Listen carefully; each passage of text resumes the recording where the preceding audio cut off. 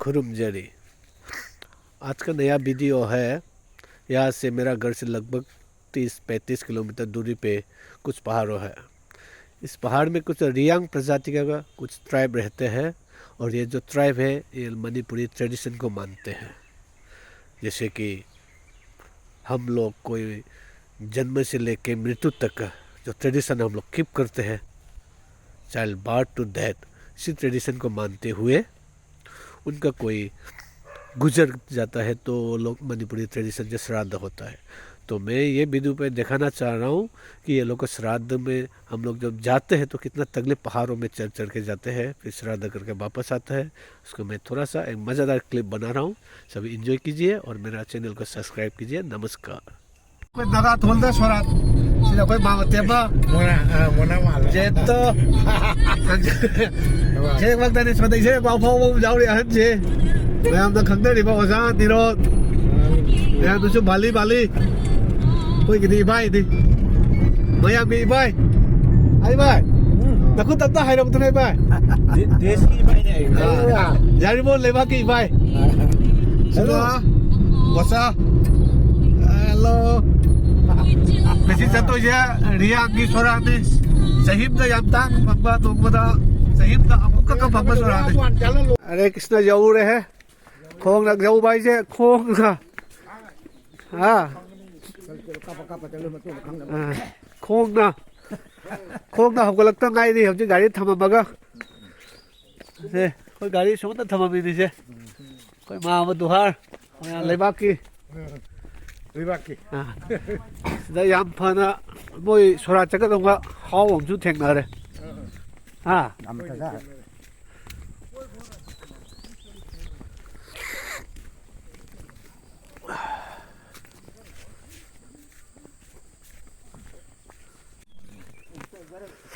सोनोपी होने बजाओ रे से लाओ नहीं उनको सोनोपी हो तो रे ओ लवनी या मथक से का तो रे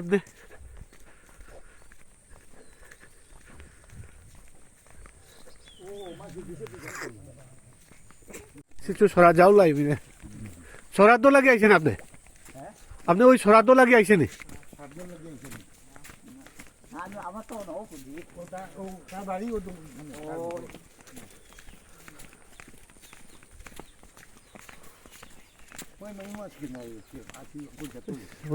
तो ऊ में आंशिका 강한 얘기는 뭐 멋진 게 있어. 뭐 뉴필로 설리 어디 과 타전년이 또는 네. 강한 보도록 또 있어. 이게 무슨 또 있어. 아거나 그러나 하긴가 가자. 가자 라스타가 장도 또 이두디 말이마. 장나 까서 보는. लंबी माँ वो ना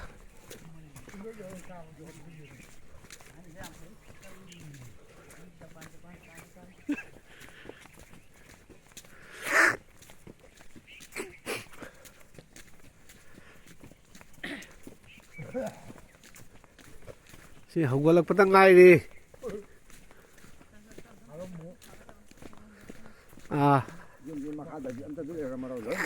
मथक तने हजू लेके दो जे 무슨 약혼을 리싱들로 내리지 찜들.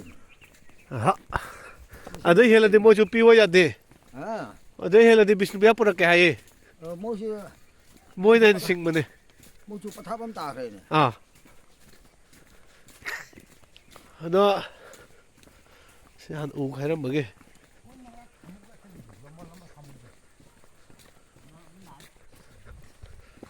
한 잔에 수 값도 라면 수 흘리네.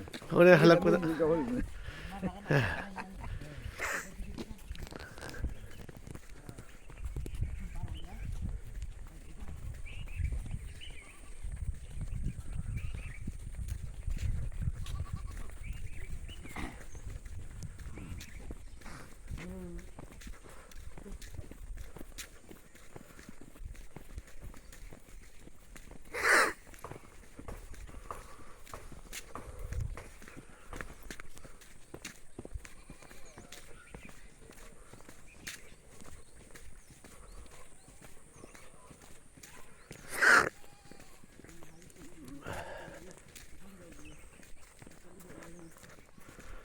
ꯗ ꯍꯤꯟꯗꯨ ꯆꯠꯂꯝꯕ ꯑꯩꯈꯣꯏꯒꯤ ꯆꯤꯡꯃꯤ ꯍꯥꯏꯇꯥꯔꯦ ꯔꯤꯌꯥꯡꯁꯤꯡꯁꯤꯅ ꯃꯈꯣꯏꯒꯤ ꯁꯨꯔꯥꯠꯗꯁꯦ ꯂꯝꯕꯤꯁꯦ ꯍꯥꯟꯅ ꯁꯣꯟꯅ ꯆꯠꯂꯝꯕ ꯁꯨꯃꯥꯏꯅ ꯇꯧꯋꯤ ꯃꯈꯣꯏꯒꯤ ꯁꯨꯔꯥꯠꯗꯁꯦ ꯃꯩꯇꯩꯒꯤ ꯀꯩꯅꯣꯗ ꯑꯣꯏꯅ ꯁꯣꯜꯂꯦ ꯁꯨꯃꯥꯏꯅ ꯇꯧꯅ ꯍꯧꯖꯤꯛ ꯃꯅꯤꯄꯨꯔꯒꯤ ꯋꯥꯡꯃꯗ ꯂꯩꯕ ꯆꯤꯡꯒꯤ ꯏꯆꯤꯜ ꯏꯅꯥꯎ ꯍꯥꯏꯒꯗ꯭ꯔꯥ ꯍꯥꯏꯕꯗꯤ ꯍꯥꯎ ꯍꯥꯏꯕ ꯁꯤꯗ ꯃꯣꯏꯁꯨ ꯔꯤꯌꯥꯡꯁꯤꯡꯁꯨ ꯇꯧꯔꯦ ꯑꯗꯨꯒ ꯔꯥꯖꯕꯣꯡꯁꯤ ꯍꯥꯏꯅ ꯖꯥꯠ ꯑꯃꯁꯨ ꯂꯩ ꯑꯁꯥꯃꯤꯁ ꯑꯩꯈꯣꯏꯁꯨ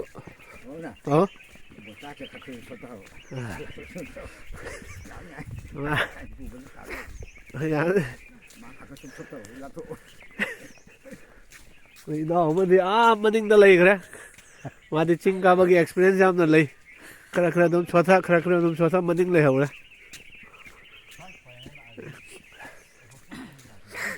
시디 값 가도 ꯑꯩ ꯍꯧꯔꯛꯇꯣꯏꯅꯤ 난 같이 알아 따라 들고 에이 좀 깎아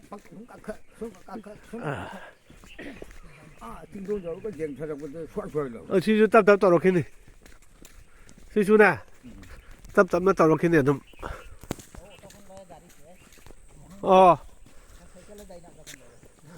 ꯀꯔꯤꯒꯨꯝꯕ ꯑꯩꯈꯣꯏ ꯒꯥꯔꯤ ꯃꯆꯥ ꯂꯥꯛꯑꯝꯃꯒꯗꯤ ꯃꯐꯝꯁꯤꯗ ꯒꯥꯔꯤ ꯈꯥꯝꯒꯗꯣꯏꯅꯤ 마상 나오니 가지 보러 가라니 ꯌꯥꯔꯣꯏ ꯍꯧꯖꯤꯛ ꯌꯥꯝꯅ ꯅꯨꯡꯉꯥꯏꯕ ꯏꯟꯇꯔꯦꯁꯇꯤꯡ ꯑꯣꯏꯕ ꯑꯃꯅ ꯁꯤ ꯒꯥꯔꯤ ꯈꯥꯝꯕꯝ ꯂꯩꯔꯦ ꯁꯤ ꯒꯥꯔꯤ ꯈꯥꯝꯕꯝꯁꯦ ꯍꯦꯛ ꯂꯣꯏꯕꯗ ꯑꯩꯈꯣꯏꯅ ꯂꯥꯟꯒꯗꯧꯔꯤꯕ ꯊꯣꯡꯁꯦ ꯁꯤꯅꯤ ꯅꯞ ꯅꯞ ꯂꯥꯎꯕ ꯏꯕꯥꯏ ꯅꯪ ꯆꯠ ꯉꯝꯒꯗ꯭ꯔꯣ 이번에 막하자 싫어. 막하다기 줄 람비 마시다기 래.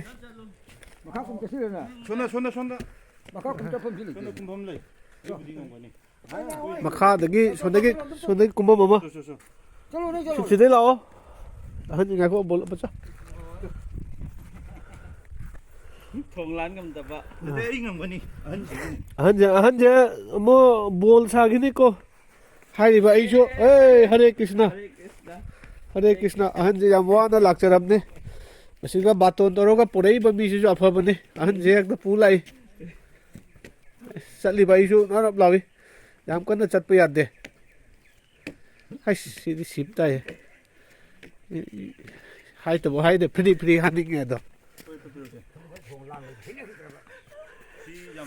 इदा उदे लाइसे को नंगोदरा ए मैयाई दा हाय बनेबा 나는 못 살래 흐르구나. 아이 레오리라고. mình đừng có huy ngao bom ta tàn này thì các anh tôi đi một chả thùng chỉ lan lên cái đó yêu cái rất lồi này 뭐 다 시인가 봐. 시디 아니 타야 되나? 아무튼 타보도네. 징보라고 고고고고고. mỗi nơi đồng tiền gì tôi mua cho coi cái bukit được ra iruai betul tu mỗi ngam mua ya pak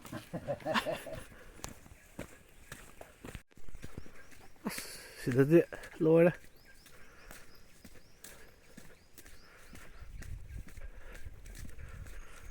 thùng nó lan mà cả hầu bây giờ mày làm cho ba chapeng ngang nữa rồi mấy cái thằng nó có thể vang ngang đấy kìa đấy mày hình nó chặt nữa đấy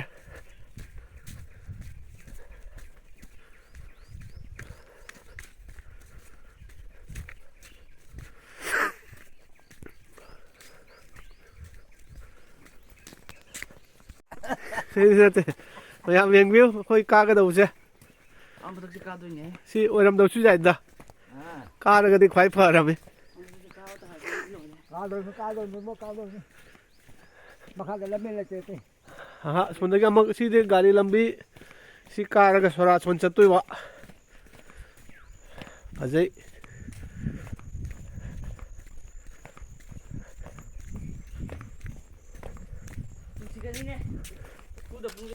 मैं हम आधा हन हमने जम वाना लाल लिए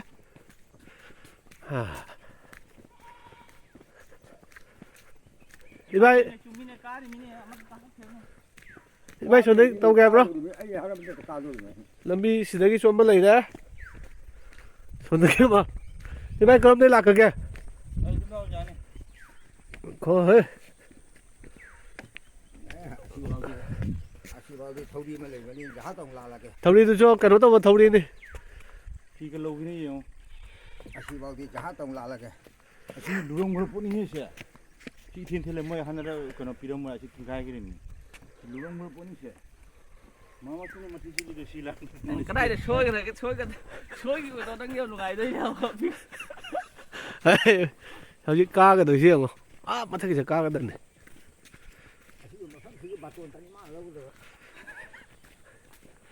ꯑꯩꯒꯤ ꯃꯥꯡꯗ ꯂꯩꯕ ꯏꯌꯥꯝꯕꯁꯦ ꯑꯝꯇ ꯌꯦꯡꯉꯨꯅꯦ ꯃꯥꯅ ꯐꯥꯎꯔꯝꯃꯤꯁꯤꯗꯤ ꯍꯧꯈꯨꯟꯗ ꯑꯐꯥꯎꯕ ꯏꯁꯩ ꯁꯛꯄ ꯃꯣꯏ ꯂꯩꯔꯝꯃꯦ ꯍꯥ ꯕꯨꯅꯦꯁ ꯄꯥꯡꯅꯦꯡ ꯈ꯭ꯔꯥꯛ ꯑꯥꯗ ꯀꯥꯈꯠꯈ꯭ꯔꯦ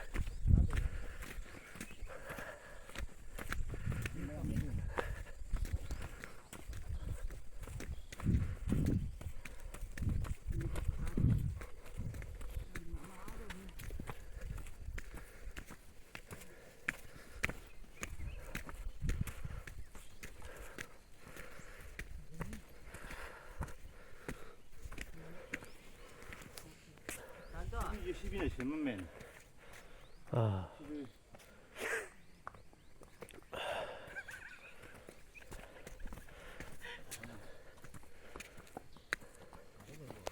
이제는 까도 저지.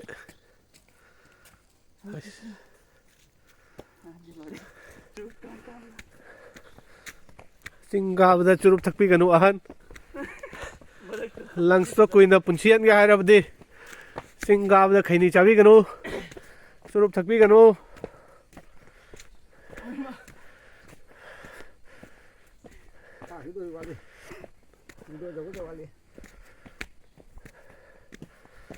학장 버브는 런니 까비우 아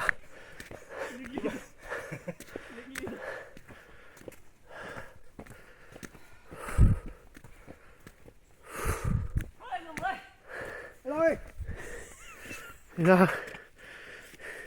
하우 소라 쩌닝 야 땡고다 잠나 애플리케이션 탑다이나 아 이나 혹시 로이래 이나 혹시 얌나 끈 왜 나오네 뭐 색깔 당하려 만ung jauh deh. Masih Tahu na? Gari aman benerang tajan boy ramai nau sih. Manung jauh deh. Kaga tuh sih, ngamme he. Lekte, ay di kusun nung ay tab ne. Nung tar di moy makak kum darakte bay.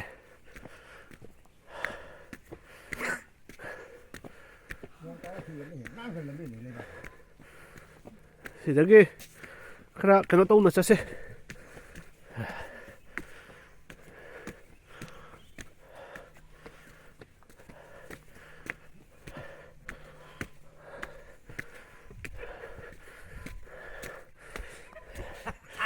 Nuo ko si video le.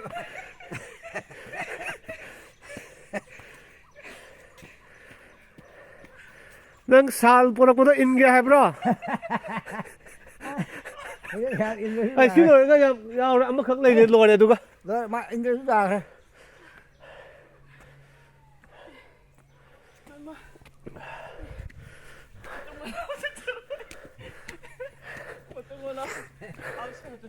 Wow, đi imai panung si. Cầm đâu ba? Học quân tâm cho cái này. Application. Application này mà học quân đi sang tới giờ gen thả kim đấy. Amang tanga na da sigum ani khal wal sida ma kakala ni sidam sa bunate Wali ka ko ba? jai Ka di tu. bholanath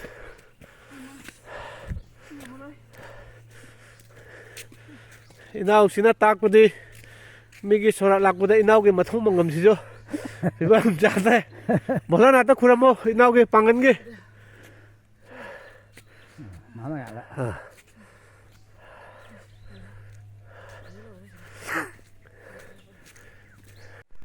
ya miếng biêu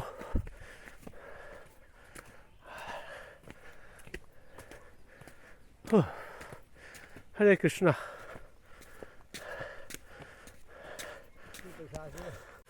mamang da amaga mulai rama Gola ani cái này đây lo.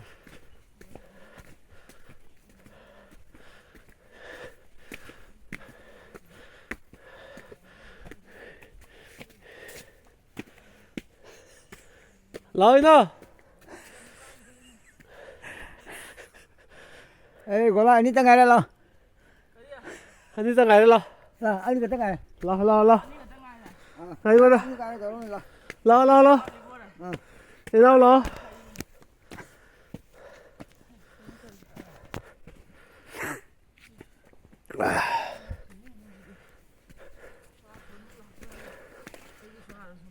เฮ้ยโว้ยฮาเรคริชนา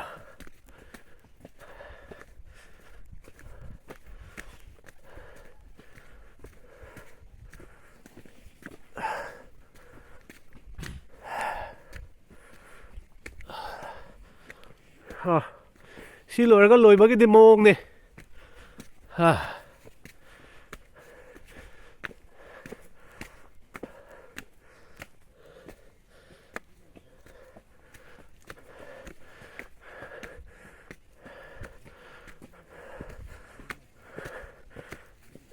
อะไร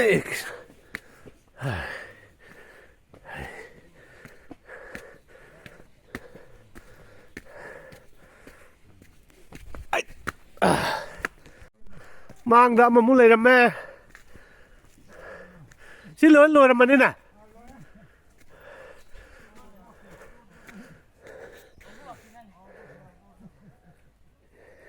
이거 보내 하러 왔으니 이 보내 하러 왔으니 xin rồi bên này ngâm mà sao xin lùi làm đêm không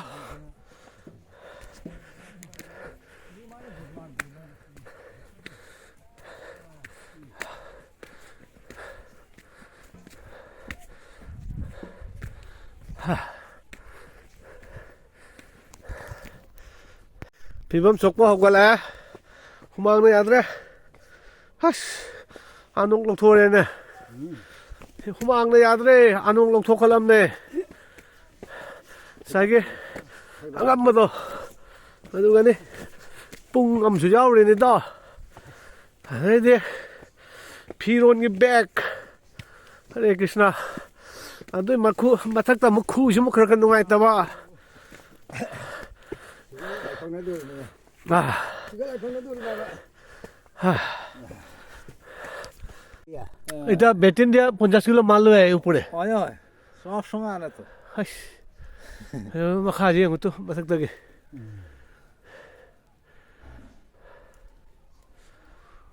anh có mà xí cắt xí cao bây giờ km nghe lại rồi nó sẽ phá qua lực đấy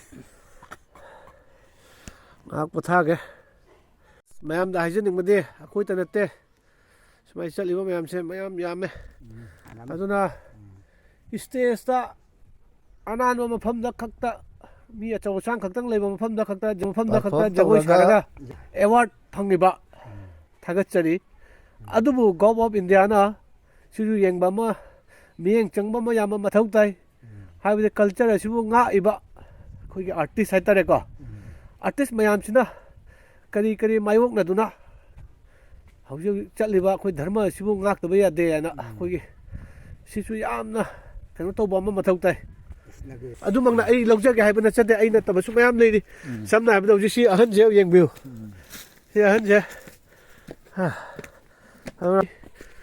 sina taba hauji culture se jokhat na ba hon abda yamna kanu riba hay xâm nhập được ngày xưa khối nó lại với soạn mà phun rẻ xí hong cũng thế này riang này mỗi cái soạn chỉ mỗi chỗ khối cái Hindu dharma chút chắc bạ rồi nó mấy cái soạn cái niệm chứ mỗi tộc cho bạ xí judgment chỉ cho khối mấy cái bhamun này rồi na em đã hay dân những vấn đề xí cũng mắc ra xí chú yang bill giờ coi lại mặt tôn giáo đeo chỉ tiệm cá nó lấy tre giờ coi chắc cái đồ dùng xe rất là đây mi khơi lang cái xíu ở trong một đâu mà lên đây Krishna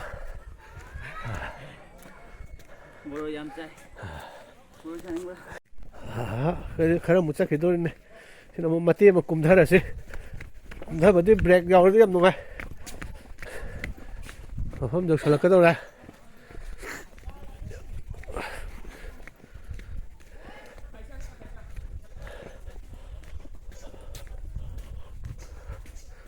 어제 비 마탁다 루군 집어 강부 어렵잖아. 과 밤비. 나간다 저기 넌.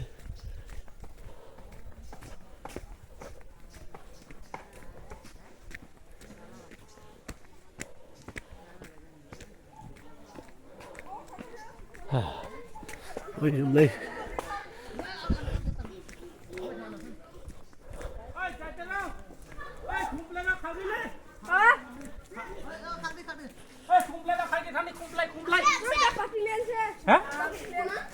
Rồi đi. Mình sẵn ở đây đi. Video game ăn sẵn ở đây. Xin nào. Khối cái hết gạo phong kì. Bây giờ tàu đây không ăn mầm gì.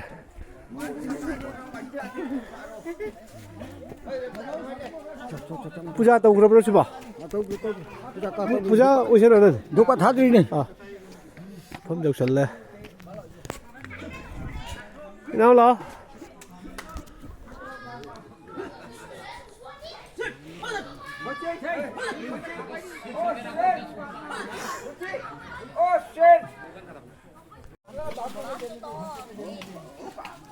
Kamu gak ada anak ini. 선보도.